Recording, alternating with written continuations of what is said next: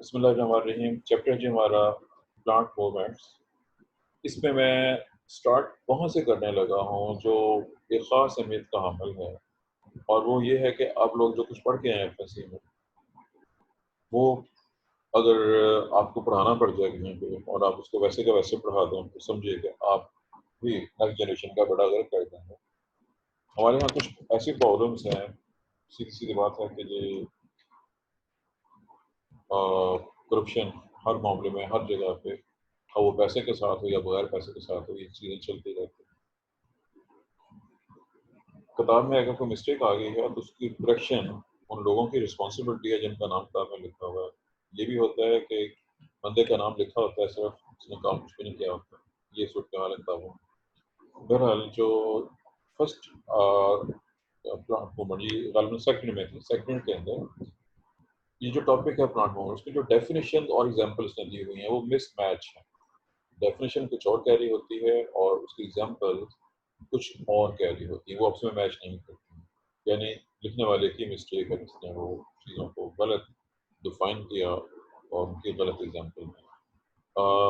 मैं अब वहाँ पे यहाँ पे मैं उनका नाम तो नहीं लूँगा कि वो कौन कौन सी हैं, लेकिन जो मैं एक्सप्लेन करूँगा चीज़ों को, उनको आपको खुद चेक करना पड़ेगा, देखना पड़ेगा कि मैं क्या बता रहा हूँ। और बहरहाल उसको आप नोट करेंगे तो आप खुद कंपैरिजन कर सकते हैं कि कहाँ पे प्रॉब्लम थी, कहाँ पे प्रॉब्लम है।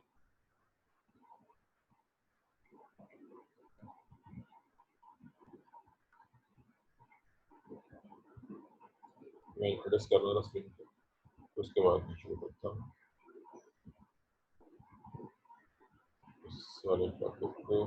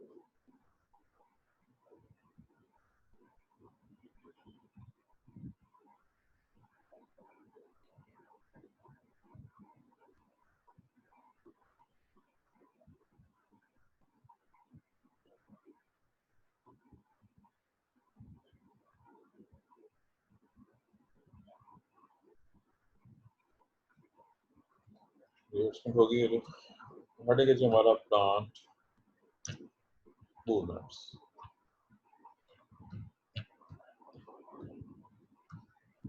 आम जो कंसेप्ट है बहुत से लोगों का कि शायद पौधों में हरकत नहीं होती, ये क्लासिफिकेशन प्रॉपर नहीं उसके की, क्योंकि अब समझते हैं इस बात से कि इसमें आप मरीज हम कुछ नहीं कर सकते। बॉक्स के अंदर ये लाइनें लगा के इसकी क्लासिफिकेशन कर सकते थे। मैं सिर्फ उसकी नंबरिंग कर सकता हूँ, वो मैं नंबरिंग कर दूंगा। प्लांट मूवमेंट्स में आगे दो हमारे हेडिंग होंगे। हमारा जो पहला हेडिंग होगा, मतलब इसको मैं वन दे रहा हूँ एक तरफ, ये होगा ऑटोनोमिक मूवमेंट। आप इस दफे से वाकिफ हैं, लेकिन इसकी डेफिनेशन अब मैं मूवमेंट कब से लिखूंगा, ऑटोनोमिक, और स्पेस दे के जो इसकी सेकंड टाइप होगी वो कहलाती है पैराटॉन।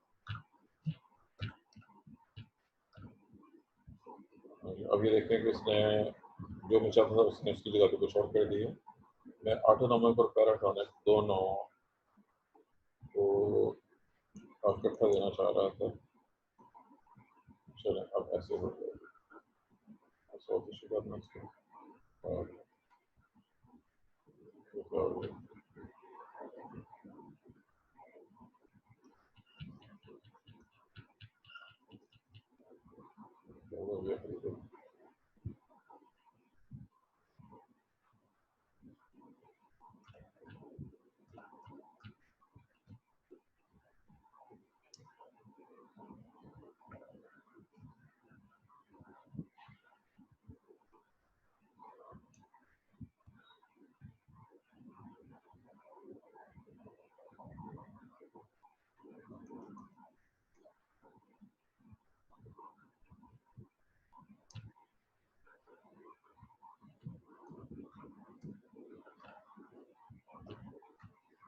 जी, ऑटोनॉमिक और पैराटॉन इनके मुतबादल नेम्स भी हैं। अब मैं वो नेम लिखने लगा हूँ। ऑटोनॉमिक के लिए जो मुतबादल लफ्ज़ है वो है स्पॉन्टेनियस, खुद होने वाली हरकत, इनेट किस्म की हरकत।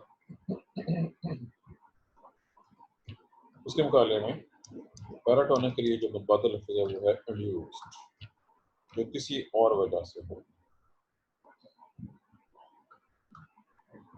एक्सटर्नल फैक्टर जैसे स्पॉन्टेनियस इंटरनल फैक्टर्स हैं, इनेट हैं, जबकि इंड्यूस्ड का मतलब है बाहर से आने वाले फैक्टर्स जो उसको अफेक्ट कर रहे हैं। अब ये दो बेसिक डेफिनेशन मैंने दोबारा सुन लीजिएगा। ऑटोनॉमिक या स्पॉन्टेनियस जो खुद ब खुद होती हैं, ये पौधे के अपने अंदर, जो हम मुख्तलिफ प्लांट्स की बात कर रहे हैं, या फिर जब यहाँ पे हम प्लांट्स की बात करेंगे इसमें एल्गी और फंगस भी शामिल होंगे। आप समझते हैं कि जो हमारे ये सब्जेक्ट्स हैं जैसे फिजियोलॉजी वगैरह, इसमें हम 5 पिन सिस्टम को आमतौर पर सामने नहीं रखे होते और जस्ट एनिमल्स और प्लांट के लिहाज से प्लांट फिजियोलॉजी एंड फिजियोलॉजी ये दो इस तरह से लेके चलते हैं। बहरहाल ऑटोनॉमिक मूवमेंट्स के लिए ये उनकी अपनी इनडेट प्रॉपर्टीज होती हैं। किसी फैक्टर का उनके होना या ना होना एक अलग मसला है। ये खुद हो सकती हैं बगैर प्रोसेस से। इसके आगे डिटेल्स आएंगे तो उसमें कुछ चीज़ों में कुछ और फर्क होगा। पैराटोनिक वो है जिनमें एक्सटर्नल फैक्टर्स हैं, इंड्यूस फैक्टर्स हैं, जो बाहर से पौधे को मुतासर करते हैं और फिर उसके अंदर मूवमेंट्स होती हैं। ये है जी इसका पहला हिस्सा डेफिनेशन की है। अब आगे इसकी फर्दर क्लासिफिकेशन है। क्लासिफिकेशन जो कि काफ़ी लंबी चौड़ी है और ये यहाँ पे जिस तरतीब से इसने लिखा हुआ है मेरे लिए पॉसिबल नहीं है तो मैं उसको फॉलो कर दूँ। अब मैं पहले सिर्फ नंबर 1 लिख दूँगा। ये नंबर 1 का मतलब है ऑटोनॉमिक। ए एन कर देता हूँ। ए एन का मतलब जाऊँगा मैं ऑटोनॉमिक मूवमेंट्स। ऑटोनॉमिक मूवमेंट्स की आगे जो टाइप्स हैं मैं उनको वन बाय वन पहले बयान करूँगा, एक्सप्लेन करूँगा। अगर मैं आज क्लासिफिकेशन चूँकि जिस तरह से ये क्लासिफिकेशन इसकी बन गई है, मैं अगर हाथ से लिखूँगा तो वो बहुत ही गंदी बनेगी। अगर ऐसे लिखता हूँ तो वो टाइम बहुत ज़्यादा ले रही है, लेकिन वह मजबूरी है कि इसका कोई हल नहीं है। अब इसमें जो पहला लफ्ज़ है जी वो है लोकोमोशन। अब इस नाम से वाकिफ़ है लोकोमोशन क्या होती है? ये पहली टाइप है हमारी। लोकोमोशन के बाद इसकी जो दूसरी टाइप है वो growth and curvature movement. Growth growth है जी ए, और कर्वेचर कर्वेचर हम को कहते हैं। मैं चूँकि सिंगल उंगली से टाइप करता हूँ जिससे मुझे बहुत ज़्यादा टाइम लगता है इसको लिखने में। मुझे एक एक चीज़ ढूंढनी पड़ती है लफ्ज़ कहाँ पे, क्योंकि ऐसे मुझे टाइप नहीं आती। ग्रोथ मूवमेंट्स, कर्वेचर मूवमेंट्स और उसके अलावा है जो वेरिएशन मूवमेंट्स। इनके आगे मज़ीद नाम भी हैं, वेरिएशन मूवमेंट्स। ये सब के सब मैंने नंबर 1 के आगे लिखे हैं और इस 1 का मतलब था कि ये ऑटोनॉमिक है। ऑटोनॉमिक को एक्सप्लेन किया गया है। अब ऐसे ही इसके आगे मैं यहाँ पे नंबर 2 लिखूँगा और इस 2 का मतलब होगा कि अब हम पैराटोनिक पी एन लिखिए, पी एन फॉर पैराटोनिक। इसकी जो टाइप्स हैं बहुत सी हैं और ये ज़्यादा मशहूर हैं क्योंकि आपने ये पढ़ी हुई हैं। इसके अंदर नाम तो बहुत सारे आते हैं। मिसाल के तौर पर टैक्टिक, ये लफ्ज़ आपको सुन के याद आ गया होगा। टैक्टिक मूवमेंट्स एक नाम है। ट्रॉपिक मूवमेंट, आपने ये नाम भी पढ़ा हुआ है, ट्रॉपिक मूवमेंट्स, 2 नाम हो गए। नास्टिक मूवमेंट्स, ये नाम भी आपने पढ़ा हुआ है। नास्टिक मूवमेंट्स 3 नाम हो गए। और इसके मज़ीद कुछ टाइप्स भी हैं जिसमें हाइड्रोस्कोपिक पानी जैसे और सेस्पिनास्टिक मूवमेंट। हाइड्रो में सिर्फ हाइड्रो लिख रहा हूँ, पानी की वजह से होने वाली हरकत। और आखिरी लफ्ज़ सेस, S E I S M, ये पूरा सेस्पिनास्टिक है। मैंने सिर्फ डिफरेंट लिखा। ये मैंने इसके बहुत से टाइप्स हैं आपके सामने। ये मैंने सिर्फ क्लासिफिकेशन सिर्फ अभी नाम दिए। अब इनको इसी तरतीब से लेके हमने चलना है वन बाय वन। और जैसे कि पहले बात हो चुकी कि ऑटोनॉमिक को मैंने डिफाइन कर दिया, वो मूवमेंट्स जिनमें इननेट इंटरनल फैक्टर्स या इनहेरिटेंट या इनबॉर्न है, ऐसी चीज़ें जो खुद ब खुद हो जाती हैं जिसके लिए हमें कुछ करने की जरूरत नहीं है, वो ऑटोमेटिकली प्लांट के अंदर मैकेनिज्म मौजूद इस तरह से ऐसा है। ये होगी आर्डिनल नॉर्मल। अब इसमें जो पहला हेडिंग हमारे पास है वो है लोकोमोशन। लोकोमोशन हरकत को कहते हैं एक जगह से दूसरी जगह पे जाना। जी, ये चूंकि टॉपिक हमारा मुकम्मल हो गया है, मैं इसके अगला हेडिंग है स्पेस डाल देता हूँ ताकि चल जाए। लोकोमोशन हरकत को कहते हैं, लोकोमोशन का डिटेल बनाने लगा हूँ। लोकोमोशन के लिहाज से जिस चीज़ से आप वाकिफ हैं पहले से, ये आपको सुन के याद आ जाएगी, मैं चंद मिसालें दे रहा हूँ। एक जगह से दूसरी जगह जाना, अब ये किसका जाना, इसमें कई पॉसिबिलिटीज हो सकती हैं। नंबर वन, जब मैं लिखूंगा नहीं, लेकिन बहुत टाइम मेरा खर्च हो जाता है, टाइम शॉर्ट होता है हमारे पास। जो बोर्ड पे लिखना कुछ और होता है और यहाँ पे टाइप जो है करना वो मेरे लिए खासा प्रॉब्लम का बायस, इसलिए मैं लिख लेता हूँ। बहुत सी मिसालें मौजूद हैं। मिसाल के तौर पर चेक कीजिए, यहाँ पे मैं तस्वीर ला रहा हूँ, आप तस्वीर को देख के खुद फॉलो कर लेंगे मैंने क्या ड्रा किया है और किस चीज़ के लिए देखने जाए कि आप इसको पहचानने में कामयाब हो जाते हैं कि नहीं।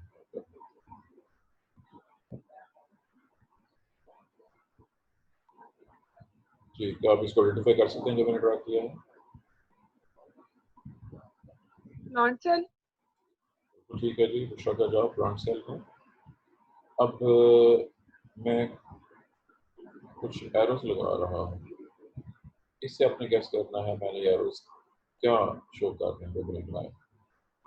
This is V for vacuole, sir cytoplasm movement हो रही है। This is N for nucleus, और फर्ज कर लेते हैं कि ये मैंने क्लोरोप्लास्ट, प्लांट सेल में बहुत इंपॉर्टेंट होती है क्लोरोप्लास्ट, ये मैंने क्लोरोप्लास्ट दिखा दिया, ये साइटोप्लाज्म सी फॉर सेल। अब चूंकि ताहर ने जवाब दे दिया है जी, वेरी गुड। नोट कीजिए जो एरोज हैं, आप लोग मुझे फॉलो करते हैं कि एरो इधर से जो क्लोरोप्लास्ट है यहाँ से यहाँ जा रहा है, इधर को जा रहा है, यहाँ जा रहा है, इधर जा रहा है, इस तरह से घूम रहा है। अब जी ताहर अपना जवाब दोबारा बताइए, आपने क्या कहा तलफ़ुज़? Sir cytoplasm movement.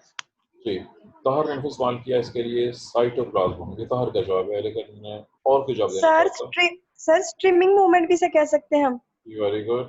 और ना आप जब जवाब देती हैं तो आपको अपने जो ठीक है जवाब दुरुस्त हो सकता है, गलत हो सकता है, वो अलग मसला है, लेकिन आपका जवाब हमेशा कह सकते हैं।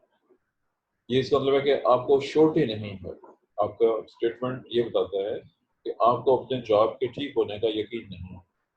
सर मुझे जो पता है मेरे ख्याल से सही है, जो मेरा सही है जो मैंने बताया, स्ट्रीमिंग मूवमेंट है ये। ठीक है, अगर आपकी बात को मान लेता हूँ, लेकिन मसला फिर वही हो गया ना, आपको खुद अपने, क्योंकि जब आप बोलते हैं फिक्रों की जो ग्रामर होती है वो ग्रामर ठीक होनी चाहिए। अब आप उर्दू बोल रहे हैं, कुछ बोल रहे हैं, आपने कहा कि हो सकती है, ये हो सकती है नहीं बल्कि ये डेफिनेटली होती है, it is definitely streaming movement. मैं लिख रहा हूँ, it is streaming movement, it is not streaming movement of cytoplasm. ये टच कर लीजिए माउस कैसे काम करता है मेरा, और ये मैंने स्ट्रीमिंग लिखा है, बड़ा जाएगा आपसे। इसके लिए एक और लफ्ज भी है, आई एम श्योर ये लफ्ज आपने पढ़ा हुआ है, सुना हुआ है, किसी ने सुना हुआ हो जी? Sir cyclosis. जी बिल्कुल ठीक है, कुछ आप आगे हैं, दिस इज साइक्लोसिस। अभी देखेंगे मेरा वाई की जगह पे जी बन गया, मैं क्या करूँगा? It is cyclosis. चलिए दो नाम हो गए। चलिए हम अगला टॉपिक है इसी हवाले से, सेल। सेल के अंदर मैंने सिर्फ मिसाल लोगों से है, सेल सारे का सारा इसके अंदर से बहुत सारी चीजें मूव कर रही हैं और दायरे में घूम रही हैं, ये साइक्लोसिस है। अब ये चीज मूव कर रही है बकायदा, और अगर मैं सिर्फ इसकी मिसाल दे रहा हूँ क्लोरोप्लास्ट की, तो ये सेल का ऑर्गेनेल है, एक ऑर्गेनेल सेल के अंदर मूव कर रहा है। चलो ये होगी जी एक, इसका ये नाम है। क्या आपको इसकी कोई स्पेशल एग्जांपल आती है, कोई खास और खास एग्जांपल, कौन सा पौधा है जिसमें हम इसको स्टडी कर सकते हैं? जो आज का सवाल है बॉटनी के लिहाज से, ये आपके सिलेबस में शामिल था इंटर में। अब इंटर आप कहाँ कहाँ से पढ़ के आए हैं ये आप ही जाना।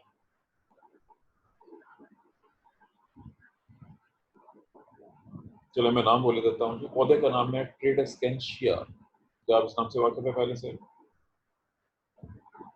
क्या आप इस नाम से वाकिफ हैं? नाम मैं बोल देता हूँ, लिखने लगा यहाँ पे। Sir no. तो जी मैंने नाम लिख दिया है, आप इस पौधे को नेट से सर्च करके देख लीजिएगा। इस ट्रेडेस्केंशिया जो पौधा है, इसके फ्लावर्स में पता है इसका स्टेमन्स, सर, इसका पता है। जी स्टेमन्स के, आपने स्टेमन्स लेने हैं, उनको पानी के अंदर या नॉर्मल सलाइन सिचुएशन के अंदर रखना है स्लाइड के ऊपर। तो स्टेमिनल हेयर्स में आप खुद साइक्लोसिस को ऑब्जर्व करिए। अंदर आपने कहा पता है कि क्या चीज़ है, किस तरह का होता है, कहाँ देखा आपने एक बार? सर ये जब थर्ड सेमेस्टर शुरू हुआ था तब भी इस पे बात हुई थी, जब हम साइक्लोसिस ये वाला टॉपिक साइटोप्लाज्म वाला पढ़ रहे थे। इसमें जो है ना वो बहुत क्लियर मूवमेंट नजर आती है साइटोप्लाज्म की, और इसमें वो ठीक है। ये पौधा हमारे कॉलेज में था, वहाँ से वो जी गमले सर, किसने? पर्पल कलर का, जी बिल्कुल। पर्पल जिसपे फ्लावर होता है। हाँ, ये गायब हो गया, अब कॉलेज में आजकल नहीं है क्योंकि बहुत अर्सा ये रहा है और गायब हो गए। पहले नर्सरी से मिल जाता है, हमारे यहाँ इसकी अच्छी वैरायटी नहीं मिलती। मैंने रावलपिंडी में और पिंडी पट्टिया में 2 जगह पे ये पौधा देखे हैं, जो कि अपने कॉलेज के अलावा हमारे कॉलेज में भी पर्पल वैरायटी मौजूद थी इसकी। लेकिन अब यहाँ जहाँ भी मुझे नजर आया है वो ग्रीन वाला नजर आ रहा है, पर्पल नहीं मिल रहा है। पर्पल वाला बहुत खूबसूरत है और फूल भी बहुत प्यारे होते हैं और उसमें स्ट्रिंग मूवमेंट बहुत प्यारी नजर आती है। और ये था जी लोकोमोशन मूवमेंट की मैंने पहली एग्जाम्पल आपके सामने स्पेंड किया, टेडेंस।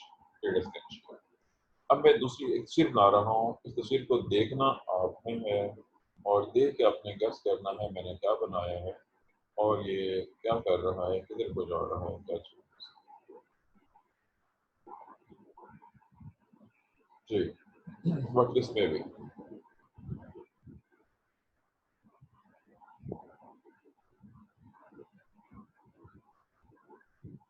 कोई गेस जी? सर वॉल वर्क्स तो नहीं है सर?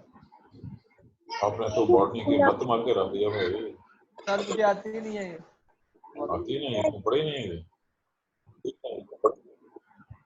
मैंने सिर्फ एलजी लिखा है, बहुत से एलजी। ये वैसे जो मैंने बनाया है क्लेबडोमोनास है, इट इज क्लेबडोमोनास। बॉलबॉक्स का कॉलोनी होती है, बड़े साइज में होती है। अब ये फ्लैजिला है।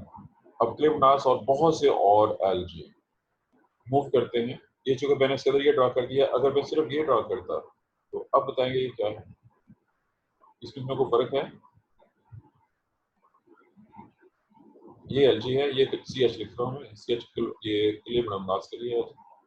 और ये ज़ूओस्पोर है, खाली स्पोर कह सकते हैं, it is zoospore. I am sure आपने ये नाम पढ़ा होगा, ज़ूओस्पोर्स क्या होते हैं। एलजी के ज़ूओस्पोर्स, ये लफ्ज़ आपने पढ़ा हुआ है सेमेस्टर 1 बॉटनी। ये भी मूव करते हैं, एक जगह पे जा सकते हैं।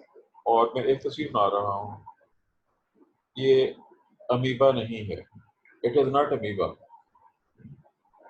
ये कोई भी प्रोटोजोन नहीं है, ना ही ये एलजी है, ना ही ये एनिमल है। अब बताइए ये क्या?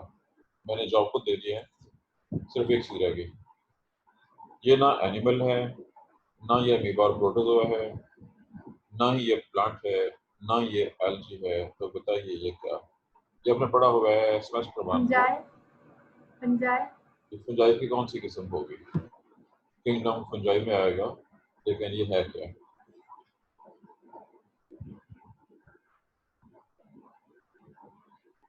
चलो मैं हिंट दे रहा हूँ, हिंट है इसका पी।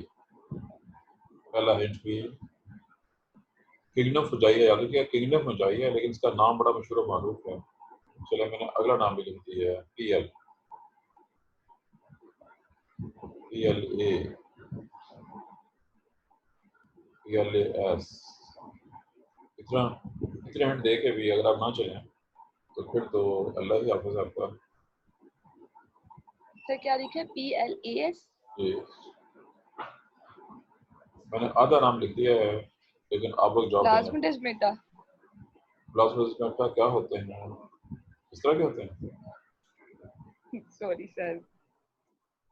चलें, मैं स्पेलिंग वही इस्तेमाल कर रहा हूँ जो आपने बोला है। मैंने आगे M भी डाल दिया। Plasma, Plasmodium. जी, प्लाज्मोडियम किसने कहा है? जी, प्लाज्मोडियम जब किसने लिया है? जवाब देके मुकर गया भी। सर हादिया ने। किसने? हादिया एहसन ने।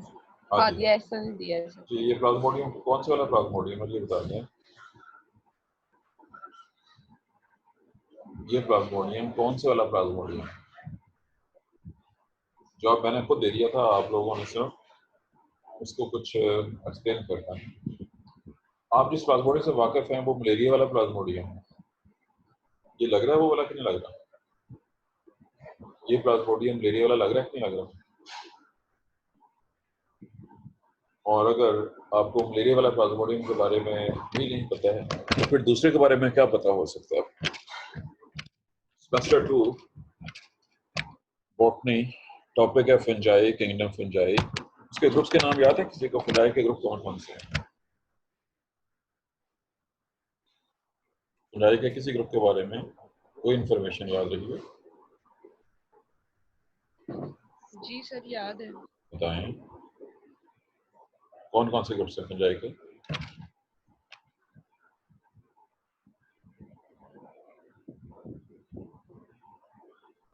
No answer. सर टाइप्स या ग्रुप्स? ग्रुप्स। फिलहाल मुझे बेसिडियोमाइसीट्स याद हैं, एस्कोमाइसीट्स। ठीक है, 2 ठीक हो गए। और उसके बाद जाइगोमाइसीट्स। 3 हो गए। उसके बाद एक और भी था, जाइगोमाइसीट्स भी था, 3 हो गए। डिट्रोमाइसीट्स। चलें 4 हो गए। 4। अच्छा, सिर्फ एक प्रॉब्लम है कि आप लोगों ने सारे के सारे जो जॉब लिए हैं ये 1970 से पहले वाले हैं। याद रखें कि 1970s के बाद क्लासिफिकेशन चेंज हुई और फंगस के वो तमाम ग्रुप्स जो माइसीट्स के साथ खत्म होते थे, जो कि फाइलम को शो क्लास को शो करते हैं, उनको माइकोटा में कन्वर्ट कर दिया जाता है। एस्कोमाइकोटा, जी सर। बेसिडियोमाइकोटा, वो सब माइकोटा बन चुके हुए हैं इस साल के साथ। ठीक है, चलिए पहले जहाँ तक आपने बता दिया ठीक है। चलिए जो आपने बताया ये वो सारे के सारे ट्रू फंजाई है। अब कुछ ऐसे फंजाई जो ट्रू फंजाई नहीं है लेकिन फंजाई में हम उनको शामिल करते हैं, उनमें ये भी शामिल है प्लाज्मोडियम। इसका नाम पहले ये था, बाद में इसका नाम चेंज करके रखा गया प्लाज्मोडियोफोरा। इसी प्लाज्मोडियम का नाम चेंज करके बाद में प्लाज्मोडियोफोरा रख दिया गया। बहरहाल ये बहुत से हैं और ये जो स्टेज आप देख रहे हैं इसकी अमीबाइड स्टेज है। This is amoeboid stage of plasmodiophora. Amoeboid चूंकि देखने में बिल्कुल अमीबा जैसा लग रहा है और ना सिर्फ अमीबा जैसा लग रहा है बल्कि ये चलता भी अमीबा की तरह से है। अमीबा कैसे चलता है इसका आपको पहले से पता होगा। इसके सूडोपोडिया आपको नजर आ रहे हैं, ये भी अमीबा की तरह से मूव करता है। ये अपनी लाइफ साइकिल में मेटामॉर्फोस होकर फंगस लाइक शेप में चला जाता है। ये लाइफ साइकिल है जिसका प्लाज्मोडियोफोरा का, ये आप अपनी फंगस की बेस। अब पहल छपके जब ये मूव कर सकता है क्योंकि इधर से को जा रहा है, दिस इज आल्सो लोकोमोशन। अब बहुत सी तस्वीरें तो बन गई हैं, टाइम अभी है जो मैं बना सकता हूँ, एक और बन सकती है। मैं तस्वीर चलिए ये यहाँ बना देता हूँ जी, और ये खुद आप बताएंगे जी। अब अगर आप इसको भी ना बताएं तो फिर तो मुझे आप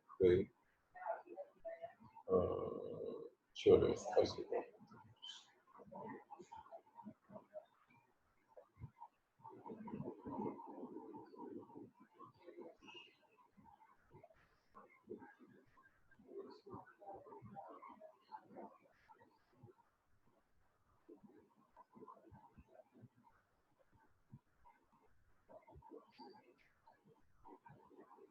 जी। ये क्या हो रहा है अभी यहाँ?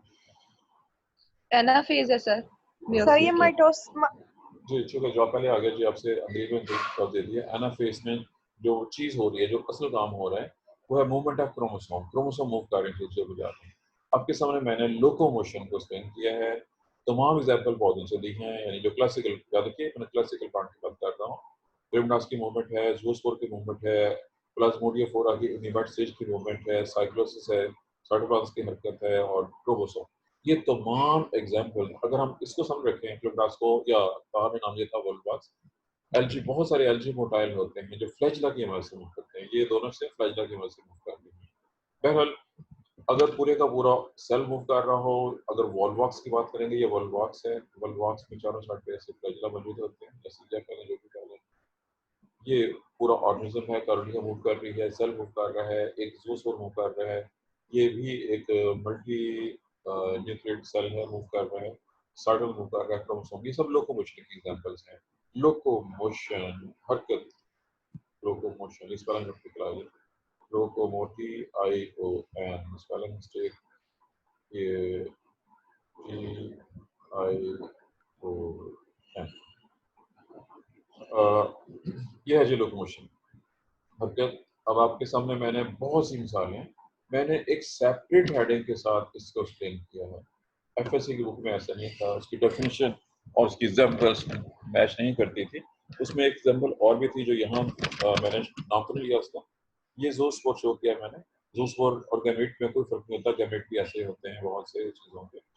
जब गैमेट मूव करते हैं, जब मेल गैमेट फीमेल गैमेट की तरफ मूव करता है, कीमो, ये लफ्ज़ आपको कहीं याद रहा होगा आपने, फोटोटैक्सिस, कीमोटैक्सिस या टैक्टिक, ये लफ्ज़ आपने पढ़े हुए हैं मेरे ख्याल में कहीं ना कहीं पे। यस सर, पढ़े हुए हैं। किसी केमिकल की वजह से होने वाली है। मैं उसमें फिर चूंकि वहाँ मुझे एफएससी से याद आ गया ये एग्जाम्पल देते वक्त कि जब एक गैमेट, मेल गैमेट एग की तरफ जा रहा होता है तो एग से निकलने वाले केमिकल्स की तरफ वो अट्रैक्ट हो रहा होता है। जब वो केमिकल की तरफ अट्रैक्ट हो रहा होगा तो वो मूवमेंट केमिकल की वजह से होने वाली हरकत बन जाएगी। और उसमें केमिकल का नाम जो एफएससी ग्रुप ने दिया था वो न्यूक्लिक एसिड था। That was wrong. वहाँ पे जहाँ पे एफएससी ग्रुप ने न्यूक्लिक एसिड लिखा है वो मैलिक एसिड होना चाहिए था। बहरहाल ये एग्जाम्पल कीजिए एक केमिकल की वजह से होने वाली हरकत की जो यहाँ पे बाई चांस का जिक्र आ गया इसके साथ ही। बहरहाल हमारा पहला टॉपिक, पहला हेडिंग इसमें मुकम्मल हो गया है। जी, इसको मैं सेव कर लूँ तो दिस इज सेव्ड। और हमारा अगला हेडिंग जो बिगाड़ के टाइप होगी और वो है जी, हेडिंग जो दिया था मैंने, growth movement and curvature movements. इसमें ग्रोथ और कर्वेचर की एग्जाम्पल्स डिस्कस की जाएंगी जी। तो ग्रोथ और कर्वेचर, इन दो लफ्ज़ों से आप पहले से वाकिफ हैं और हम इनको अब डिस्कस करने लगे कि ये क्या है और किस तरह से होती है। ग्रोथ का लफ्ज़ मशहूर मारूफ है। आप समझते हैं जब सेल डिवाइड करते हैं, पहले सेल डिवीजन होती है, फिर सेल के साइज में इजाफा होता है तो ग्रोथ होना शुरू हो जाती है। और जब ग्रोथ हो जाती है तो पौधों के इदारे साइज में इजाफा होना शुरू हो जाएगा। अब ग्रोथ चूँकि बहुत सी किस्म की है, इसकी हरकत भी कई किस्म की हैं। हम उन हरकत को डिस्कस करेंगे वन बाई वन। मिसाल के तौर पर एक लफ्ज़, ये लफ्ज़ आपने पढ़ा हुआ है, do you remember climbers semester 2 botany? Ji sir, हो क्लाइंबर, हाँ जी, क्लाइंबर्स की बहुत सी मिसालें हैं। क्लाइंबर्स और ट्रेलर्स दो तरह के पौधे हैं। बेलें जो होती हैं कुछ ज़मीन पे ग्रो करती हैं और कुछ स्पोर्ट के ऊपर चढ़ जाती हैं। अगर एक बेल स्पोर्ट्स के ऊपर चल रही हो, उनमें से कुछ बेलें, मिसाल के तौर पे आपने आईवी का नाम पढ़ा हुआ है सेमेस्टर 2 में। पान, अगर आप समझते हैं पान की बेल होती है और बल्कि पान के मिश्रण भी बेल की शक्ल में मूव करते हैं। ये कुछ यूँ मूव करते हैं कि ये स्पोर्ट के गिर्द स्प्रिंग की शक्ल में। अब डायग्राम बनाओ या चलिए डायग्राम बना देते हैं।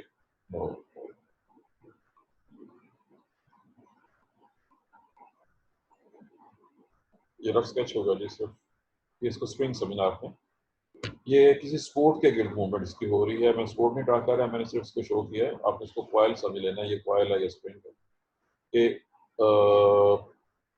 अपने बहुत से पौधों का नाम मैं ले सकता हूँ। मिसाल के तौर पे कस्क्यूटा, आकाश बेल, अमर बेल, इसको कहीं ग्रो होते देखा हो। कहीं पे आपने भिंडी तोरी ग्रो होती देखी हो, कद्दू ग्रो होते देखा हो, अंगूर की बेल देखी हो। उसको जैसे ही स्पोर्ट मिलती है उस स्पोर्ट के गिर्द स्प्रिंग की तरह से गोल दायरे में घूमता जाता है और बेल आगे बढ़ती जाती है। This is nutrition, this is called nutrition. इसको न्यूट्रिशन का नाम देते हैं। अब चूंकि ये न्यूट्रिशन जो मैंने एग्जांपल दिया इन बेलों की जो स्प्रिंग की तरह से मूव कर रही हैं, घूम रही हैं, ये सर्कमन्यूटेशन है। एक्चुअली इट इज सर्कमन्यूटेशन, लेकिन हम जनरली सिंपली इसको न्यूट्रिशन कह देते हैं।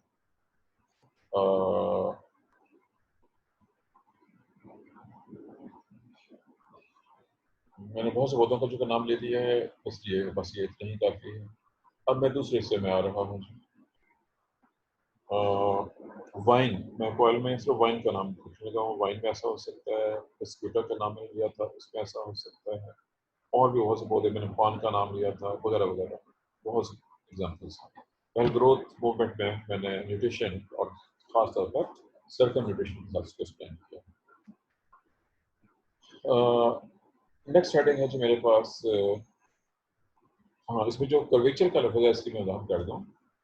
ये उससे आगे भी इसकी डिटेल्स आनी है फर्दर। ये जो मूवमेंट जो मैंने अभी ये मैं अपना दोबारा ऐसे बना देता हूँ, ये चीज़ यहाँ से शुरू हुई है और यूँ घूमती हुई जा रही है। और ज़ाहिर ये एक स्पोर्ट के लिए घूम रही है। मुझे लगता है मुझे स्पोर्ट बनानी पड़ेगी पहले, ताकि ये कंफ्यूज ना हो आपको। मुझे एक स्पोर्ट बनानी पड़ेगी पहले, इसका कलर क्या चला गया है। ये एक पौधा है, पौधे को हमने मोटा बना देते हैं। ये कलर में ड्रा कर दिया मैंने, और अब इसके ऊपर वो बेल जो थी, ये बेल उसके ऊपर इस तरह से यहाँ पे करके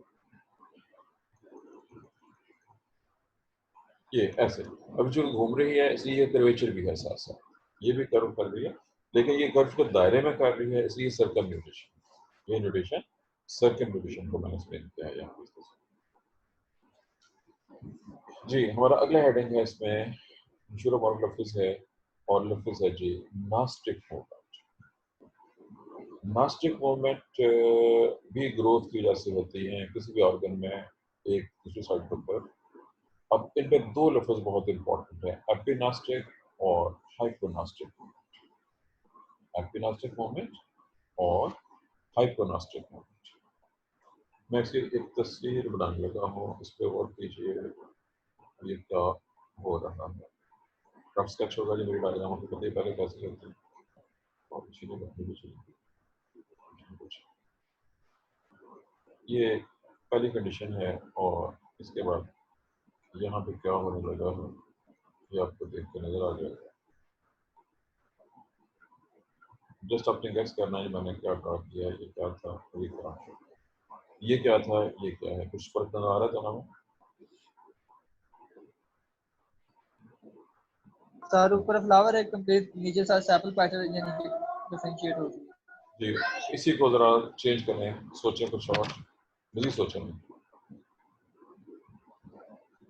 it is floral bud, this is floral bud, ये क्लोज है, बंद है, फूल अभी खिला नहीं, ये फूल खिल चुका होगा। Opening and closing of flowers, जब फूल बन रहा होता है तो इधर देखिए, मुझे फॉलो करते हैं। अब यहाँ पे ग्रोथ हो रही है बाहर की तरफ, अंदर बाहर ज्यादा है, अंदर कम है।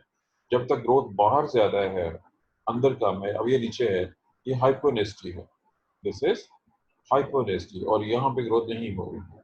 जब दो फूल ने खिलना होगा तो यहाँ पे ग्रोथ ज्यादा हो जाएगी ऊपर, और यहाँ पे कम हो जाएगी। अगर यहाँ पे ज्यादा थी तो ये हाइपोनेस्टिक एग्जाम्पल है, जब कॉम्पल बन रही है उस पर हाइपोनेस्टी या हाइपोनेस्टिक। और जब ग्रोथ यहाँ पे होना शुरू हो जाएगी तो ये एपिनेस्टिक एग्जाम्पल है, एपिनेस्टिक। क्योंकि मैंने अभी कहा था कि मैं नास्टिक मूवमेंट को एक्सप्लेन कर रहा हूँ, ये नास्टिक मूवमेंट से दोनों अगर बाहर की तरफ हुई है या नीचे की तरफ हुई है तो ये हाइपोनेस्टी है, कॉम्पल बंद रहेगी। और जब उसके अंदर की तरफ ग्रोथ ज्यादा होगी तो कॉम्पल खुलना शुरू हो जाएगी, खिलना शुरू हो जाएगा, फुल खिल जाएगा। ये ऐसे खिल के बाहर की तरफ ओपन हो गया, सेपल्स पैटर्न इस तरह से बाहर की तरफ ओपन होते हैं। ये हाइपोनास्टिक और एपिनास्टिक दोनों को मैंने एक्सप्लेन कर दिया एक ही डायग्राम के साथ। कली बनने के वक्त बाहर की तरफ नीचे की तरफ ग्रोथ है, और जब उसने खिलना होता है तो उस वक्त अंदर की तरफ ग्रोथ होती है। अब इसमें एक शर्त का कि शर्त बहुत इंपॉर्टेंट है, और बच्चे पास जाते सेक्शन से कंफ्यूज हो जाते हैं। याद रखिएगा, फूल दो किस्म के हैं। मेजॉरिटी फूल ऐसे हैं कि उनका फूल सिर्फ एक बार खिलता है और फिर बंद नहीं होता। मतलब गुलाब का फूल शुरू में वो कॉम्पल की शक्ल में है, जब वो एक बार खिल गया वो चंद दिन खिला रहेगा, फिर वो मुरझा जाएगा। ये नास्टिक मूवमेंट है जो मैंने एक्सप्लेन की है। फर्स्ट कीजिए रोज, फॉर एग्जाम्पल अब सपोज करें हमने रोज को एक्सप्लेन, लेकिन याद रखिए कुछ फूल ऐसे हैं जो हर रोज सुबह के टाइम पे खिलते हैं, शाम को बंद हो जाते हैं, अगले दिन फिर सुबह को खिल जाते हैं, शाम को बंद हो जाते हैं। इसमें ट्यूलिप की एग्जांपल है, डहलिया की एग्जांपल है, और भी बहुत से पौधे हैं, गुल दोपहर की एग्जांपल है, इवनिंग प्राइम रोज, वो खास टाइम पे खिलने वाले फूल हैं, उनकी एग्जांपल है। वो इसमें शामिल नहीं है। दोबारा सुन लीजिएगा, मैंने खास तौर पर रोज का जिक्र कर दिया है। ये उन तमाम पौधों के लिए, उन तमाम फूलों के लिए जो सिर्फ एक बार खिलते हैं और फिर खिले रहते हैं, बंद नहीं होते।